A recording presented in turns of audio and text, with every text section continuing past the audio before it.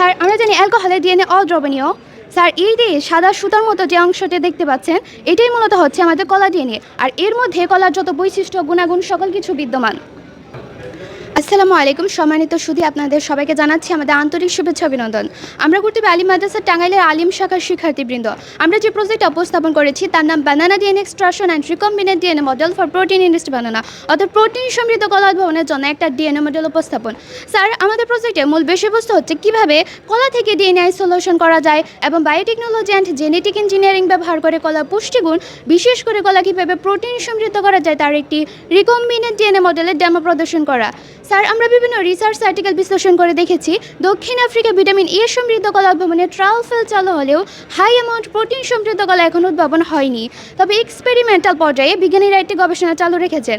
Sir আমাদের প্রজেক্টের প্রথম অংশ হচ্ছে কলা থেকে ডিএনএ এক্সট্রাকশন। স্যার কলা একটি উপযুক্ত উৎস, কারণ এটি নরম এবং এতে প্রচুর পরিমাণে ডিএনএ থাকে। আমরা সেক্ষেত্রে কয়েকটি প্রসেস অবলম্বন করেছি। সেক্ষেত্রে আমরা প্রথমে কলাটাকে ম্যাশ করে নিয়েছি, তারপর ডিটারজেন্ট ব্যবহার করে কলার কুশির মেমব্রেন ভেঙেছি, তারপর সোডিয়াম ক্লোরাইড ব্যবহার করে কলাকে কলার কুশির ডিএনএ থেকে আলাদা করেছি। আর এখন আমরা ঠান্ডা অ্যালকোহল ঢালবো। আমরা জানি ডিএনএ অ্যালকোহলে অদ্রবণীয়। স্যার আমরা জানি অ্যালকোহলের ডিএনএ অদ্রবণীয়। স্যার এই যে সাদা সুতার মতো যে অংশটি দেখতে পাচ্ছেন এটাই মূলত হচ্ছে আমাদের কলা ডিএনএ, আর এর মধ্যে কলার যত বৈশিষ্ট্য গুণাগুণ সকল কিছু বিদ্যমান। স্যার এই পর্যায়ে আমরা যাচ্ছি আমাদের ইনভেনশন থিঙ্কিংয়ের ডেমো মডেল উপস্থাপনে। রিকম্বিনেন্ট ডিএনএ বলতে বোঝায় ভিন্ন উৎসের ডিএনএ একত্রিত করে নতুন বৈশিষ্ট্য তৈরি করা।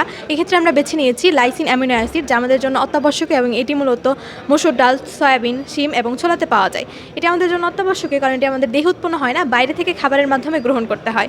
তাই আমরা চিন্তা করেছি খুবই সহজ এবং সহজলভ্য এই ফল কলা, যা শিশু থেকে বৃদ্ধ সমগ্র বিশ্বব্যাপী গ্রহণ করে থাকে, তা কীভাবে প্রোটিন সমৃদ্ধ করা যায় সেই চিন্তারই ডেমো এই মডেল। এখানে আমরা লাইসিন প্রোটিন তৈরির জিন নির্দিষ্ট বেস পেয়ার দিয়ে উপস্থাপন করেছি এবং দেখিয়েছি। স্যার আমরা প্রথমে আমাদের টার্গেট জিনটি সিলেকশন করেছি, যেটি মূলত হাই প্রোটিন জিন। এরপর রেস্ট্রিকশন এনজাইম ইকো-আরআই দিয়ে কেটে আমরা জিনটিকে আইসোলেশন করেছি।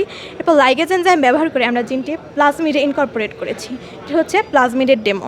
প্লাজমিড হচ্ছে অ্যাগ্রোব্যাকটেরিয়ামের ডিএনএ বহনকারী অংশ। অ্যাগ্রোব্যাকটেরিয়াম মেডিয়েটেড ট্রান্সফরমেশন প্রক্রিয়ায় জিনটি স্বাভাবিকভাবে ট্রান্সফার হতে পারে।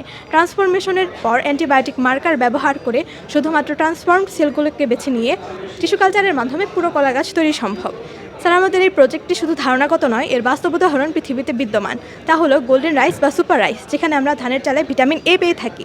স্যার আমাদের এই কনসেপ্টকে ভিত্তি করে উন্নত ল্যাবে রিকম্বিনেন্ট ডিএনএ তৈরি সম্ভব।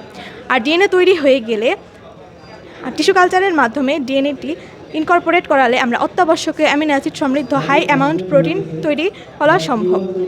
স্যার আমাদের এই প্রজেক্ট যদি বাস্তবায়ন হয় তাহলে বিশ্বব্যাপী অপুষ্টিজনিত সমস্যা দূরকরণে এই অতি সাধারণ ফলটি ব্যাপক ভূমিকা পালন করবে।